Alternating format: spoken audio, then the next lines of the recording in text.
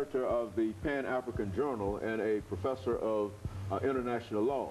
And of course, Dr. LMadu, let's pick up where we left off the last time, dealing with the implications of Chinese economic expansion in Africa. I think you've already laid out the history of China-Africa relationships, but let's talk about the current kind of situation that we find dealing with that relationship.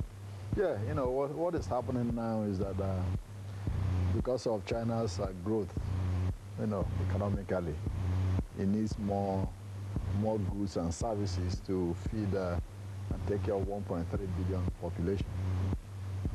But of course, how did China get here, you know, to become such a preeminent economic power in such a short period of time? Since 1949. Exactly. Remember, the Communist Revolution was in 1949, and this is, you know, 2008.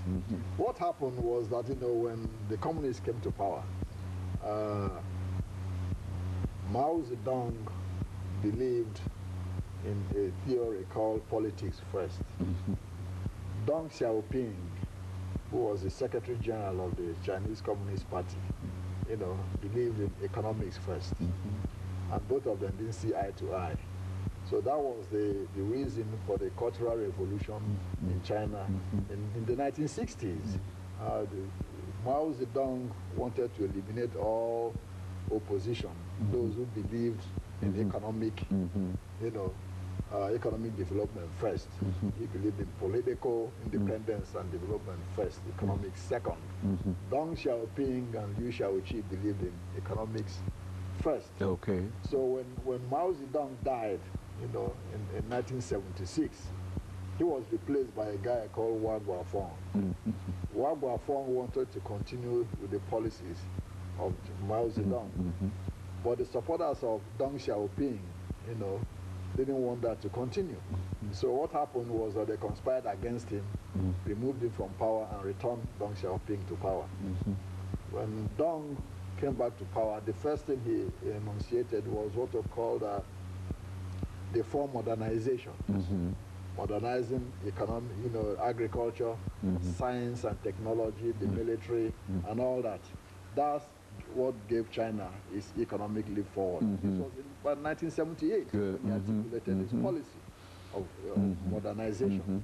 You know, because Deng Xiaoping understands that a country cannot develop unless the agricultural sector is developed, because you have to have agricultural products to, you know, feed the people. Exactly, feed the people and feed the industries. And that's why slaves came to the United States and others to build agriculture for industrial takeoff.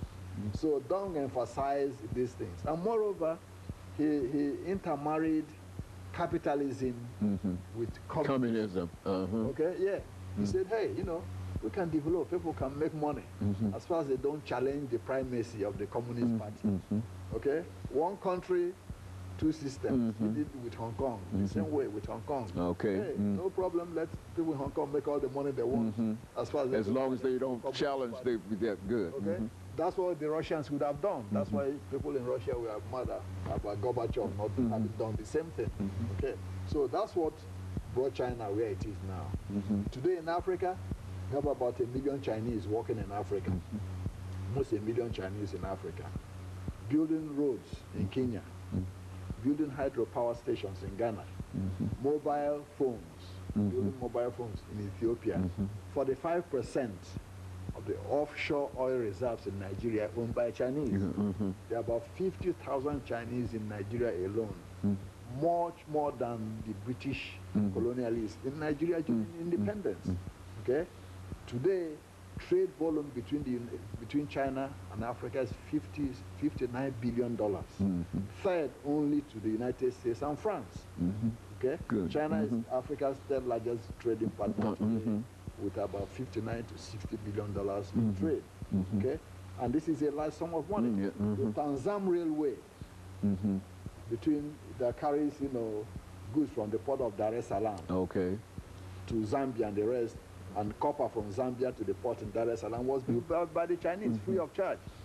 So that they could get that, exactly. So they could get those products. Landlocked African countries can have access to the sea. That was when the Portuguese were in control in Mozambique. So in case they didn't allow, you know, Zambia and Rhodesia to export through Mozambique, then they can go through, ship it through this thing. The Chinese did that, and free of charge.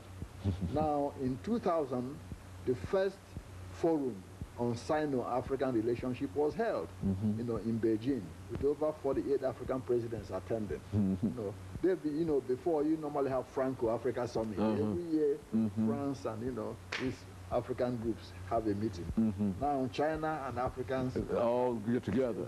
The first one was in 2000.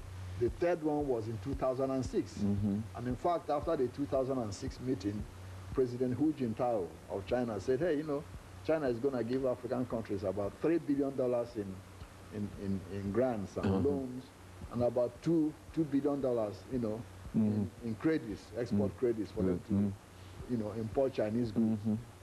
So that's where the relationship stands today. You have about almost 10,000 Chinese medical personnel in Africa today.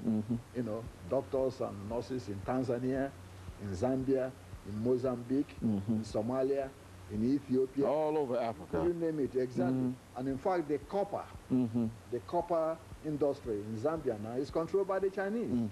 Yeah, after it collapsed, the Chinese came in to resuscitate it. So they run the copper business now in Zambia. My goodness. Yeah. So their economic interest in Africa now is very extensive, and this is causing some problems and some anxiety, you know, between the United States and France and Britain. I would imagine it should be high anxiety. Exactly. Very high anxiety, because the Chinese most of the time give loans to African countries on basis that the United States and France could not. You see?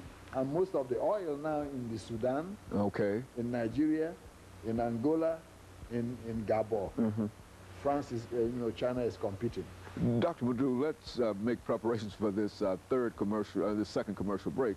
After we come back, we want to see if we want to deal with the implications of all of these things, because it seems to me that in view of all of the oil that's flowing and the relationship that we have with these other countries, that China really plays a very, very significant role. But nobody seems to say anything about the relationship between Africa and China, even though it's a very crucial kind of relationship. That's correct.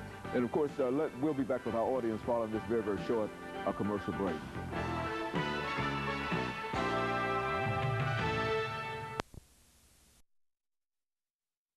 The topic is the implication